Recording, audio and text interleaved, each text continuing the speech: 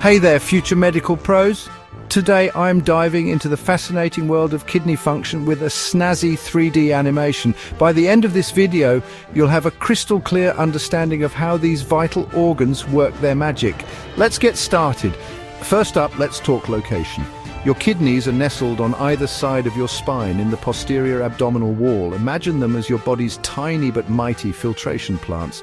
And sitting right on top of each kidney are the adrenal glands, like little hats. Now let's zoom in. Internally, each kidney is made up of several renal lobes. Each lobe contains a medullary pyramid surrounded by an outer cortex. The renal artery branches into smaller vessels called afferent arterioles, which supply blood to these lobes. Next, meet the star of the show, the nephron. Each kidney boasts about 1 million of these tiny functional units. Think of each nephron as a mini factory for producing urine.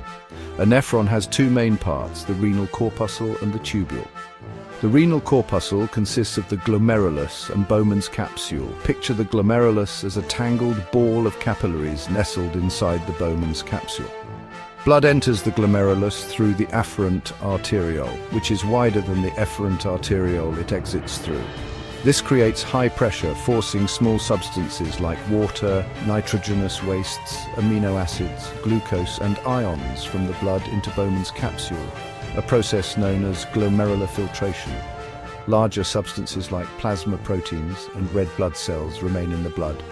Now, let's follow the filtrate as it travels through the tubules.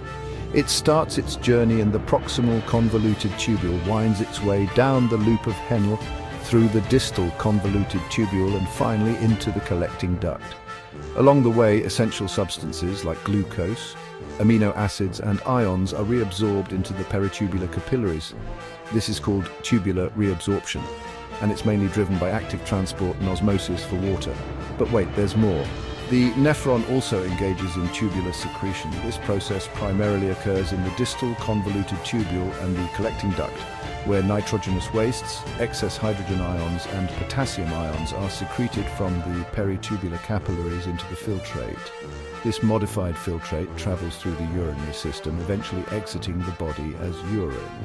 And there you have it, a whirlwind tour of kidney function. Your kidneys are incredible organs that keep your body in balance by filtering your blood, reabsorbing vital substances, and secreting wastes. I hope this 3D animation helped you visualize these processes more clearly. Thanks for watching, and until next time, keep those kidneys happy and healthy.